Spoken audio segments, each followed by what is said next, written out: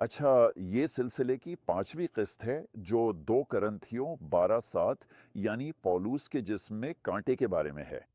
अच्छा, मैंने कल एक मुश्किल मौजू छेड़ दिया था कि शयातीन कहाँ से आते हैं। मैं इस पर ज़्यादा वक्त नहीं लगाना चाहता क्योंकि ये कुछ हद तक कियास आराई है, लेकिन ये मेरी राय है।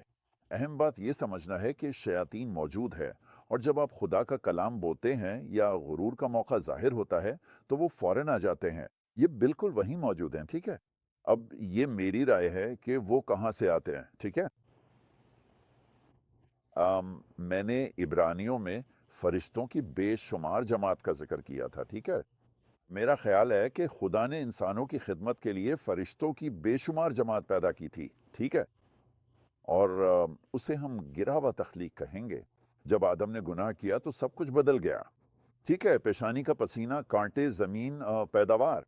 तमाम शेरों को देखो जो हाइना का पीछा कर रहे हैं और हिरन और चीज़ें उन्हें मार रहे हैं या गज़ाल आप जानते हैं?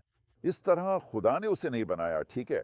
ये गिरी हुई तख्लीक है, हम उसे फितरत कहते हैं। ठीक है, गिर गई फितरत, गिर गई तख्लीक।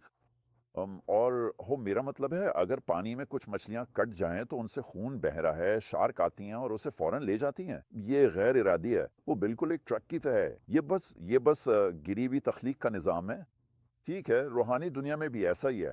ये सारे जन्नात जो शुरू में हमारी खिदमत के लिए भेजे गए थे, मेरी राय में वो फरिश्ते थे और अब वो जन्नात हैं, ठीक है? मैं इसकी गहराई में जाना भी नहीं चाहता। बस आप जानते हैं मेरी राय में वो कहीं से आए हैं। एक बात तो तय है, वो यहाँ मौजूद है। ईसा ने फरमाया जिन्नात को निकालो। ठीक है, मैं बस आपको अपनी राय दे रहा हूँ कि वो कहाँ से आते हैं और क्यों फौरन ज़ाहिर हो जाते हैं, ठीक है?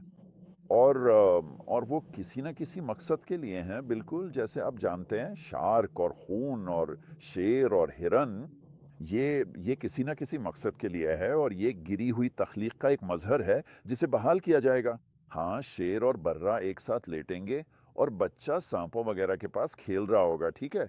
ये सब कुछ निजात पा जाएगा, लेकिन ये गिरी हुई तख्लीक है और जिन्नात भी इसी गिरी हुई तख्लीक का हिस्सा है। ये जैसे गैर इरादी है, ठीक है, लेकिन वो यहीं मौजूद है।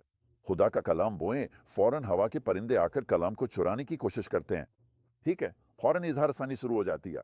आप कहते हैं मैं यीशु पर ईमान रखता हूँ। अरे अब बस करे, ये तो बस एक बड़ा अफसाना है। फौरन इजहार सानी आ जाती है। कांटे खुदा के कलाम को दबा देते हैं, जैसे इस दुनिया की फिक्रे फरेब दही फौरन। यानी ये सब कुछ वही मौजूद है, लेकिन खास तौर पर हवा के परिंदे, ताकि कलाम को बोए जाने से चुरा लें। ठीक है, बहरहाल अहम बात यह है कि वो मौजूद है। मैं सिर्फ आपको अपनी राय बता रहा हूं कि वो कहां से आते हैं। उम्मीद है इससे मदद मिलेगी, ठीक है? इस मामले में ज्यादा आगे ना बढ़े। ठीक है, यीशु के नाम की तारीफ हो।